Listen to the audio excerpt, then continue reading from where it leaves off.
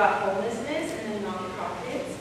So first of all, what is homelessness? There's actually 4 different types of homelessness here in general. You have transitional homelessness, which is it's a result of a major life event like losing your job, which is often, people don't really see this as homelessness. You have a job, but you're just unable to afford housing. You also have the demographic for the transitional homeless is usually younger. You have episodic homelessness, which is when an individual experiences 3 periods of homelessness throughout a year. That's kind of different from chronic homelessness, which is when an individual does 4 or more chronic episodes of homelessness in 12 months. You also have hidden homelessness, which the individual doesn't really fit the stereotypical image of a homeless person, and they're usually hidden because they're not actively looking for help, so they're not being registered, there's no data about them, so that's why they're like hidden. So what causes homelessness? You have different things can cause homelessness, but you have like substance abuse. So if someone is struggling with a substance abuse, they might not be able to like keep a job or maintain a job or have support from their families. You also have mental health. If someone's going through an episode, they might have a harder time keeping their job too. You have personal problems, so people who identify as part of the LGBTQ+ community, once they do come out to their family members, they might be kicked out, so they don't have that support system either, so they might end up in the streets. You also have individuals who have been previously incarcerated.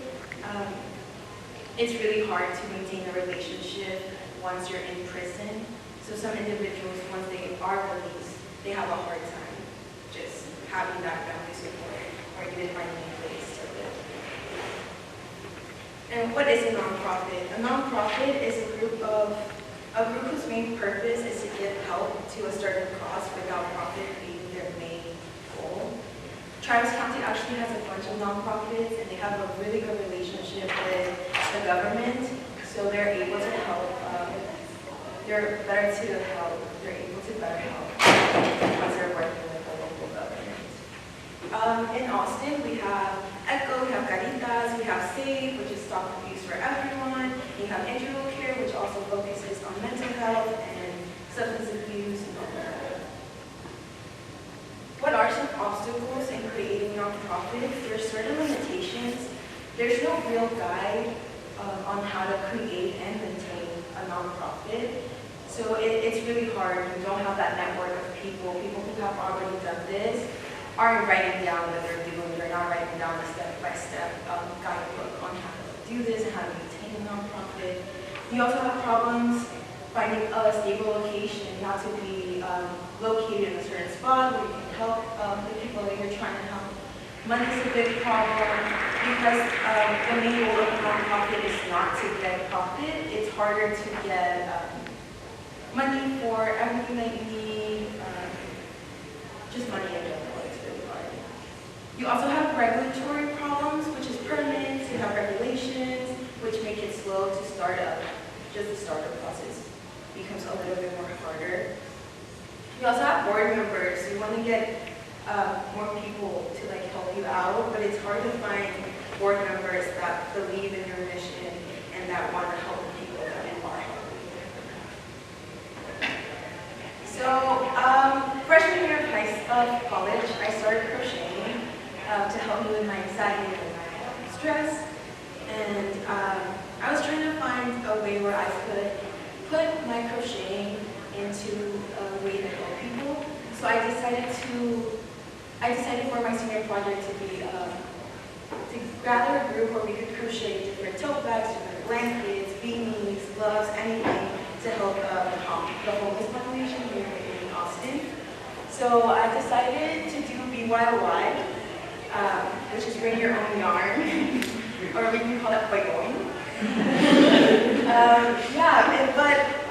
St. Edward's has different levels of how to create a board.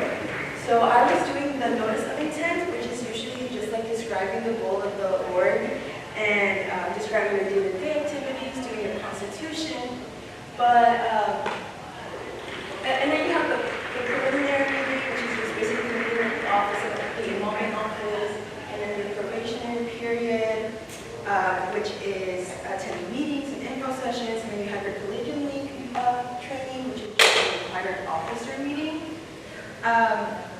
My mentor, Brittany Johnson, I was in the process of doing the notice of intent, but they informed me that a librarian, Bonnie, and Milo, a worker in the library, they were already forming BYOI.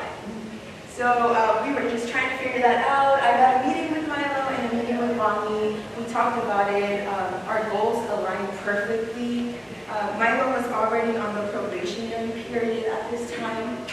So we linked up, we met, I love Milo, we decided to run this org together, so that's how BYOI was formed. So what was my role as a BYOI VP? I had to contact other local nonprofits to create a relationship, whether it be for them to just come in and talk to us about their local nonprofit, or for us to create and maintain a relationship in order to donate at the end of the semester. There were different local nonprofits that I was looking at, like I said before. We had ECHO, the Independence in Austin and Travis County. We had the Texas Homeless Network, which creates a point of time, which is one night out of the whole year they go and they gather data from the homeless population in Austin. And then ECHO also does who's experiencing homelessness in Austin, so both of these are just a bunch of data from the homeless population here. So what are some problems I encountered? Communication was a big problem. I talked to local nonprofits. Some of them didn't answer back. Some of them didn't want to take our products that we were making. So it was just hard communicating with them. You do have to take into account that they are low staff, they are overworked, and they do have a low pay because they are nonprofits, so it is difficult to have communication with them and maybe create a relationship with them. We also had time as a big problem. We started this in the beginning of the semester, and a bunch of our members had never learned how to crochet or knit, so Milo and I had to teach them how to crochet and knit, so that took a long time, and that's a main reason why we weren't able to have a bunch of products at the end to donate, the big donation. We also have supplies as a big problem. Bonnie and Milo and I were the ones that were providing yarn and providing crochet hooks. I know it's called BYY, bring your own yarn, but we did provide the yarn, and we didn't get funds from the student enrollment office, so it was a little bit hard. Chunky yarn is expensive, just a little. So I created a guidebook because there isn't one. We shifted our goal from making a bulk donation to me making a guidebook to just kind of prepare Milo for next semester. In this guidebook, I provided information about different local nonprofits and that help homelessness here in Austin. I put their contact information, I put the types of donations they accepted because some of them didn't accept our BYOY donations. I also put donation instructions because different local nonprofits have a different way of collecting donations. I put whether or not they accept BYOY products and how responsive they were, because communication was a big problem. I either put hey, they didn't talk to us, they weren't the best at communicating. Yeah. So for next semester, a big part is going to be to either the stuff that we do make, either sell them at the end of this or halfway through the semester to get more supplies or to get other supplies that we can donate, to make hygiene kits and all of that. I would also like to team up with other school orgs, like the Feminist Club, I know, the Student Government Association, but also the Sustainability Club, just to for them to not only help us crochet more stuff, maybe if they know how to crochet, but also help us raise more money and raise more objects for the hygiene kits. Tabling events to raise money once again, and so we can buy crochet supplies. And then hopefully by the end of next semester we can make a big donation.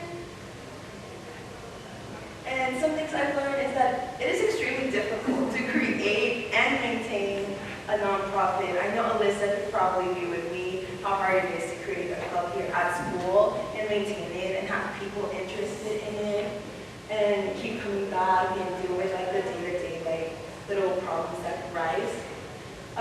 Also, it's okay for your plans to not go exactly as you want them. We had to pivot a lot, and that was fine. We did it, you know. I think as long as you believe in like what you're doing and believe in the people that you want to help and what you want to accomplish, like anything, like it's gonna work out at the end of the day. These are my references. I did just want to thank Brittany Johnson, my advisor. I want to thank Michael, even though they couldn't be here. I want to thank Bonnie for being our advisor. Ale and my friends for all the support, and my